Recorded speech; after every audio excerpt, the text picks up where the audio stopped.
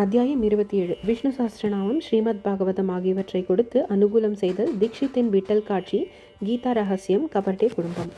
பாபா தமது ஸ்பரிசத்தால் புனிதப்படுத்தி மத சம்பிரதமான நூல்களை பாராயணத்துக்காகவும் இதர விஷயங்களுக்காகவும் பக்தர்களுக்கு அளித்து எங்கனம் அனுகூலம் செய்தார் என்பதை இவ்வத்தியாயம் கூறுகிறது. ஒரு மனிதன் கடலில் மூழ்கும் பொழுது எல்லா தீர்த்தங்களிலும் புனித ஆறுகளிலும் நீராடிய புண்ணியம் அவனை வந்தெய்கிறது. அதே மாதிரியாக ஒரு மனிதன் சத்குருவின் பாதங்களில் அடைக்கலம் புகும் பொழுது பிரம்மா, விஷ்ணு, மகாதேவர் பரபிரமத்தையும் வணங்கும் பேறு அவனுக்கு உண்டாகிறது. கற்பக தருவும் ஞானசாகரமும் நமக்கு ஆன்ம உணர்வை அளிப்பவருமான சாயிக்கு ஜெயமுண்டாகட்டும். ஓ சாயி, தங்களது கதைகளின் பால் எங்களுக்கு ஆர்வம் உண்டாகச் செய்யுங்கள். சாதக பறவை மேலினுள்ள உறையும் நீரை பருகி இன்பமடையும். இதை கற்போரும் கேட்போரும் அதே மனநிறைவு பாங்கில் இவைகளை ஆர்வத்துடன் பருகட்டும். தங்களது கதைகளை கேட்டுக்கொண்டிருக்கும் பொழுது அவர்களும் அவர்களது குடும்பமும் சாத்வீக உணர்வுக்குள் அனைத்தையும் பெறட்டும். அதாவது மனமுருகி கண்களில் நீர் நிறைய அவர்கள் மூச்சு ஒரே சீராக அமைந்து அவர்கள் மனம் அமைதியடைந்து மயிர்கூர்ச்சி செய்து அழுது தேம்பி உடல் குலுங்கட்டும். எங்கள் பகைமையும் வித்தியாசங்களும் பெரியவனாயினும் சிறியவாயினும் மறைந்தொழியட்டும். இவைகளெல்லாம் நடந்தால் குருவின் கிருபையை அவன் மீது மலர்ந்திருக்கிறது என்பது பொருள். இத்தகைய உணர்வுகள் உன்பால் எழும்பொழுது குரு மிக மிக மகிழ்கிறார். ஆத்ம உணர்வு எனும் லட்சியத்தில் உனக்கு நிச்சயமாக வழிகாட்டுவார். பாபாவிடம் முழுமையாக இதயபூர்வமாக சரணாகதி எய்துதலே மாயையின் பிடிகளிலிருந்து விடைபடுவதற்கு மிகச்சிறந்த வழியாகும். மாயைக்கு அப்பால் வேதங்களால் உன்னை எடுத்துச் செல்ல முடியாது. சத்குரு ஒருவரே அங்கனம் செய்ய முடியும். பரம்பொருளை எல்லா ஜீவராசிகளிடமும் காண முடியும். புனிதமாக்கப்பட்ட நூலை அளித்தல். பாபா உபதேசம் அளிக்கும் பல முறைகளை முந்தைய அத்தியாயங்களில் நாம் முன்னரே கண்டிருக்கிறோம். அவற்றில் ஒரு முறையை இங்கு காண்போம். தாங்கள் சிறப்பாக பாராயணம் செய்ய விரும்பிய சில மத சம்பந்தமான நூல்களை பாபாவிடம் எடுத்துச் சென்று அவரது திருக்கரங்களின் பட்டு புனிதமாக்கப்பட்ட பின் அவைகளை திரும்ப பெற்றுக்கொள்வது சிலரின் வழக்கமாக இருந்து வந்தது. அத்தகைய நூல்களை அவர்கள் தினம்தோறும் படிக்கும் பொழுது பாபா அவர்களுடன் இருப்பதும் உணர்ந்தார். ஒருமுறை காக்கா மகாஜன் ஏக்நாத் பாகவதம் புத்தகம் ஒன்றுடன் ஷிரடிக்கு வந்தார். ஷாமா இந்நூலை படிப்பதற்காக மசூதிக்கு எடுத்துச் சென்றார். பாபா அதை அவரிடமிருந்து வாங்கி இங்கும் அங்குமாக சில பக்கங்களை புரட்டிவிட்டு ஷாமாவிடம் திரும்ப அளித்து, இதை நீ வைத்துக்கொள் என்றார். ஷாமா, அது காக்காவிடையது, அவருக்கு அதை திருப்பி கொடுத்து விட வேண்டும் என்றார். பாபா, இல்லை இல்லை, நான் அதை உனக்கு அளித்ததால் நன்மையே உண்டாகும், வைத்துக்கொள், அது உனக்கு பயன்படும் என்றார். இவ்விதமாக பல நூல்கள் ஷாமாவிடம் ஒப்படைக்கப்பட்டன. காக்கா இன்னும் சில நாட்களில் மற்றொரு பாகவதத்துடன் வந்து அதை பாபாவின் கரங்களில் அளித்தார். பாபா அவருக்கு அதை பிரசாதமாக திரும்ப அளித்து அதை நன்றாக பாதுகாக்கும்படியும் அது அவரை நல்ல நிலையில் வைத்திருக்கும் என்றும் கூறினார். காக்காவும் அதை வணக்கத்துடன் பெற்றுக்கொண்டார். ஷாமாவும் விஷ்ணு சஹஸ்ரநாமமும். ஷாமா பாபாவின் மிக நெருங்கிய பக்தர். விஷ்ணு சஹஸ்ரநாமத்தின் ஒரு பிரதியை பிரசாதமாக அவருக்கு அளிப்பதன் மூலம் பாபா அவருக்கு அருள் செய்ய விரும்பினார். ஒருமுறை ஒரு ராம்தாசி பக்தர் ஷிரடிக்கு வந்து அங்கு சில காலம் இருந்தார். அவர் தினம்தோறும் பின்பற்றிய ஒழுங்குமுறை கீழ்வருமாறு. அதிகாலையில் அவர் எழுந்திருந்து முகம் கழுவி குளித்துவிட்டு காவியுடையை உடுத்திக்கொண்டு திருநீற்றை உடலில் தரித்துக்கொண்டு விஷ்ணு சஹஸ்ரநாமம், அத்தியாத்ம ராமாயணம் ஆகிய புனித நூல்களை நம்பிக்கையுடன் படிப்பார். அவர் இவற்றை அடிக்கடி பலமுறை படித்தார். சில நாட்களுக்கு பின்னர் பாபா விஷ்ணு சஹஸ்ரநாமத்தை ஷாமாவுக்கு ஆரம்பித்து வைத்து அவருக்கு அருள் செய்ய நினைத்தார். எனவே ராம்தாசியை தன் அருகில் அழைத்து, நான் தாங்க முடியாத வயிற்று வலியால் அலறுகிறேன், சூரத்தாவரை உட்கொண்டாலன்றி வலி நீங்காது, எனவே கடை வீதிக்கு போய் மருந்தை வாங்கி வா என்றார்.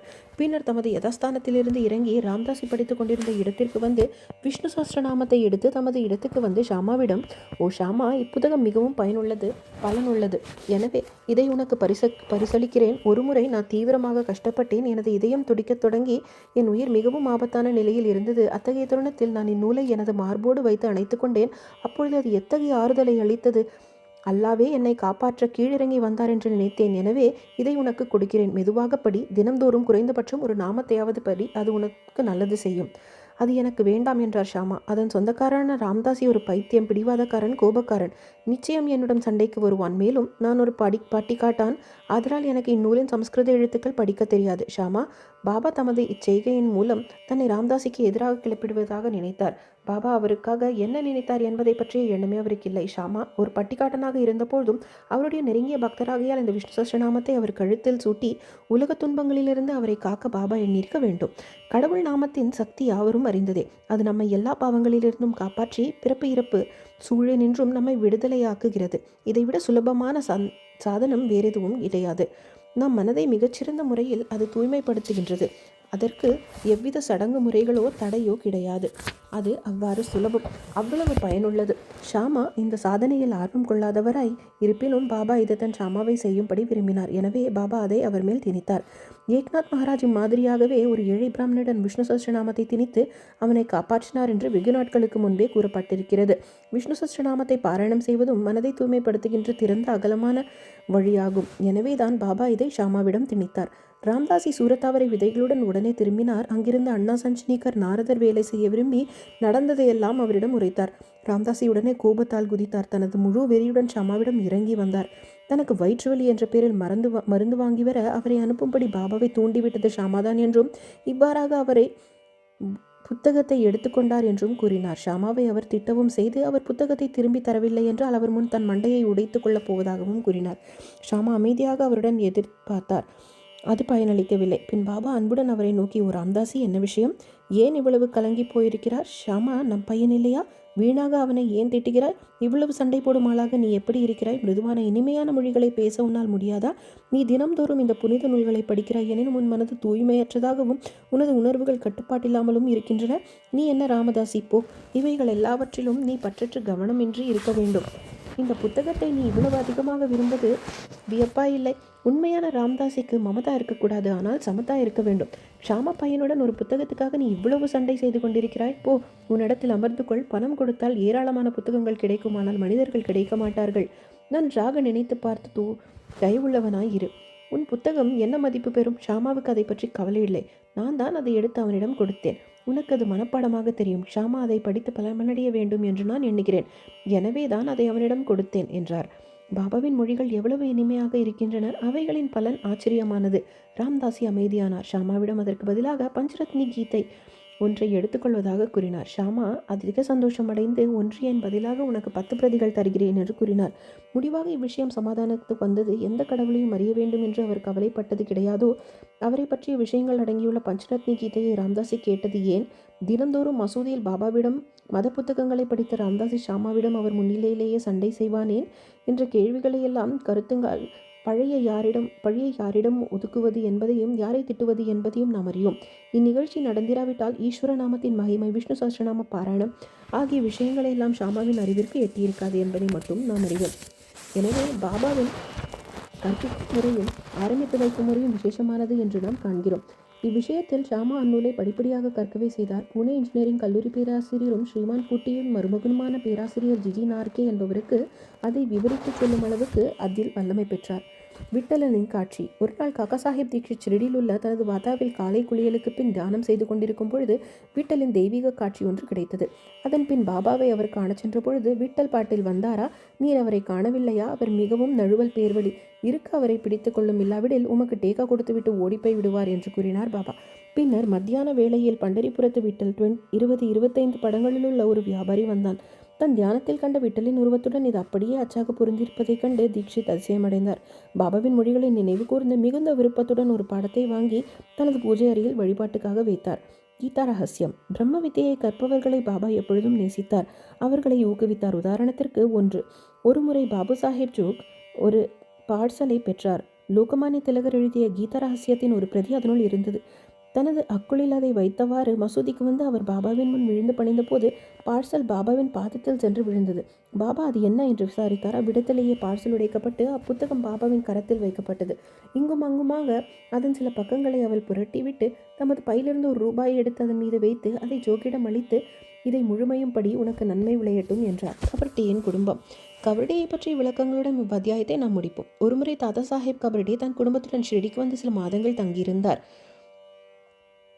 ஆங்கிலத்தில் பதிக்கப்பட்டு அவர் தங்கியுள்ள நோட்குறிப்பு சாய்லீலா சஞ்சிகையில் ஆங்கிலத்தில் பதிக்கப்பட்டு தற்பொழுது தமிழில் கபர்டே டைரியாக மொழிபெயர்க்கப்பட்டு சம்ஸ்தானத்தில் வெளியிடப்பட்டுள்ளது. தாதா சாஹேப் சாதாரணமான மனிதரல்ல. அவர் அமராவதியின் மிகப்பெரிய பணக்காரர். மிகவும் புகழ்பெற்ற அட்வொகேட்டும் டெல்லி கவுன்சில் அரங்கத்தினருடன் ஒருவரும் ஆவார். மிகுந்த புத்திசாலியுமுடையவரும் மிகச் சிறப்பான பேச்சாளரும் ஆவார். ஆயினும் பாபாவின் முன் வாய் திறக்க அவருக்கு தைரியமில்லை. பெரும்பாலான பக்தர்கள் பாபாவுடன் அடிக்கடி பேசி விவாதித்தனர். ஆனால் கபர்டே, நூல்கர், பூட்டி ஆகியோர் மூவரும் மட்டும் எப்பொழுதும் மௌனமாக இருந்தனர். அவர்கள் சாந்தம், எளிமை, பொறுமை, நற்பண்பு வாய்க்க பெற்றவர்கள். தாதா சாஹேப் மற்றவர்களுக்கு பஞ்சதசியை புகழ்பெற்ற வித்யாரண்யரால் இயற்றப்பட்ட அத்வை தத்துவத்தை பற்றிய பிரசித்தமான சம்ஸ்கிருத நூல் படித்து விளக்கம் செய்யும் வல்லமையுடையவர். அவர் மசூதிக்கு பாபாவின் முன் வந்த பிறகு ஒரு வார்த்தை கூட பேச மாட்டார். வேதங்களில் கூட ஒருவன் எவ்வளவுதான் கற்று தேறியிருப்பினும் பிரம்மத்தை அறிந்தவன் முன் உண்மையிலேயே மங்கிவிடுகிறான். ஆன்ம அறிவின் முன் கல்வி பிரகாசிக்க முடியாது. தாதா சாஹேப் 4 மாதங்கள் தங்கியிருந்தாள். ஆனால் அவர் மனைவியோ 7 மாதங்கள் தங்கியிருந்தாள். இருவரும் தங்களின் ஷிரடிவாசத்தை பற்றி மிகவும் மகிழ்ச்சி அடைந்தனர். திருமதி கபர்டே பாபாவின் பால் விசுவாசம், பக்தி, ஆழ்ந்த அன்பு இவைகளை கொண்டிருந்தாள். ஒவ்வொரு மதியம் மசூதிக்கு அவள் பாபாவை நைவேத்தியத்தை எடுத்து வருவாள். அது பாபாவால் ஏற்றுக்கொள்ளப்பட்ட பின்புதான் அவள் உண்ணச் செல்வாள்.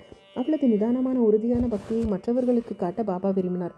ஒரு நாள் அவர் சான்சா, பூரி, சாதம், சூப், சர்க்கரை பொங்கல், வற்றல் இவற்றுடன் மசூதிக்கு வந்தாள். வழக்கமாக மணிக்கணக்கில் காக்கும் பாபா உடனே எழுந்திருந்து தனது சாப்பாட்டு இடத்திற்கு சென்று பாத்திரத்தின் மூடியை எடுத்துவிட்டு ஊக்கத்துடன் அவைகளை உண்ணத் தொடங்கினார். ஷாமா, ஏன் இந்த பாரபட்சம்? மற்றவர்களின் உணவை வீசி எறிந்துவிட்டு அவைகளை கண்ணெடுத்து பார்ப்பதும் கவலை கொள்ளாமல் இருக்கிறீர்கள். ஆனால் இதையோ தாங்களே ஊக்கத்துடன் வாங்குகிறீர்கள். அதற்கு நியாயம் செய்யுங்கள். இப்பெண்மணியின் பலகாரங்கள் மட்டும் ஏன் இவ்வளவு இனிமையாக இருக்கின்றன? இது எங்களுக்கெல்லாம் ஒரு பிரச்சனையாக இருக்கிறது. பாபா உண்மையிலேயே இவ்வளவு அசாதாரணமானதுதான். முந்தைய பிறவியில் இவருள் வியாபியாலையின் கொடுத்த பசுவாக அதில் பால் கொடுத்து வந்தாள். பின்னர் அவர் மறைந்து ஒரு தோட்டக்காரன் குடும்பத்திலும் பின்னர் சைத்ரேய குடும்பத்தில் ஒன்றிலும் பிறந்து ஒரு வணிகனை திருமணம் செய்து கொண்டாள். பின்னர் ஒரு பிராமண குடும்பத்தில் பிறந்தார். மிக நீண்ட காலத்திற்கு பின் நான் அவளை காண்கிறேன். அவளது பாத்திரத்திலிருந்து சில அன்பு கவளங்களை நான் உண்பேன். இவ்வாறு கூறிக்கொண்டே அவளது பலகாரத்திற்குரிய முழு தீர்ப்பையும் வழங்கி தமது வாய்க்கை முதலியவற்றை கழுவிக்கொண்டு மனநிறைவின் அறிகுறியாய் ஏப்பம் விட்டு தமது இருக்கையில் அமர்ந்தார். பின்னர் அவள் வணங்கி அவர் கால்களை பிடித்து விடத் தொடங்கினாள். பாபா அவளுடன் பேசத் தொடங்கி தம் கால்களை பிடித்து விட்டு கொண்டிருந்த அவளது கையை ஆதரவாக பிடித்துவிடத் தொடங்கினார். இது பரஸ்பர சேவையை கண்டுவிட்டு ஷாமா வேடிக்கை செய்ய ஆரம்பித்தார். இது நன்றாக இருக்கிறது. கடவுளும் பக்கையும் ஒருவருக்கொருவர் சேவை செய்து கொள்வதை காண்பது அற்புத காட்சியாகும் என்றார். அவளது விசுவாசமான சேவையை கண்டு பாபா அவளை மெதுவான, மிருதுவான, அற்புதமான குரலில் ராஜாராமா, ராஜாராமா என்று அப்போதிலிருந்து எப்பொழுதும் ஸ்மரிசிக்கும்படியாக கூறி, இதை நீ செய்து வந்தால் உன் வாழ்க்கையில் நோக்கத்தை எய்துவாய், உனது மனம் சாந்தி பெற்று பெருமளவு நீ பயனடைவாய் என்றார். ஆன்மீக விஷயங்களை பற்றி பழக்கமில்லாதவர்களுக்கு இது ஒரு சாதாரண விஷயமாக தோன்றும். உண்மையில் அது அவ்வாறில்லை. சக்திபாத் என்று அழைக்கப்படும் குருவின் சக்தியை சீடனுக்கு மாற்றி விடுவதாகும். பாபாவின் மொழிகளை எவ்வளவு வல்லமை வாய்ந்தவைகளாகவும் பலனுள்ளவைகளாகவும் இருக்கின்றன. ஒரே வினாடியில் அவைகள் அவளது உள்ளத்தை துளைத்து அங்கே இடம் பிடித்துக் கொண்டன. குருவுக்கும் சீடனுக்கும் இருக்க வேண்டிய உறவுத்தன்மையை பற்றி இந்நிகழ்ச்சி நமக்கு விளக்குகிறது. இருவரும் ஒருவருக்கொருவர் அன்பு கூர்ந்து சேவை செய்ய வேண்டும். அவர்களிடையே எவ்வித பாகுபாடும் வித்தியாசமும் இல்லை. இருவரும் ஒருவரே. ஒருவர் இல்லாமல் மற்றொருவர் வாழ முடியாது. சீடன் குருவின் பாதங்களிலிருந்து தனது தலையை வைப்பது புறத்தோற்றமே. உண்மையில் அந்தரங்கமாக அவர்கள் ஒன்றேயாம். அவர்களிடையே எவ்வித பாகுபாட்டையும் காண்பவன் இன்னும் பக்குவம் அடையாதவன், ஒழுங்கற்றவன். ஸ்ரீ சாயை பணிக. அனைவருக்கும் சாந்தி நிலவட்டும்.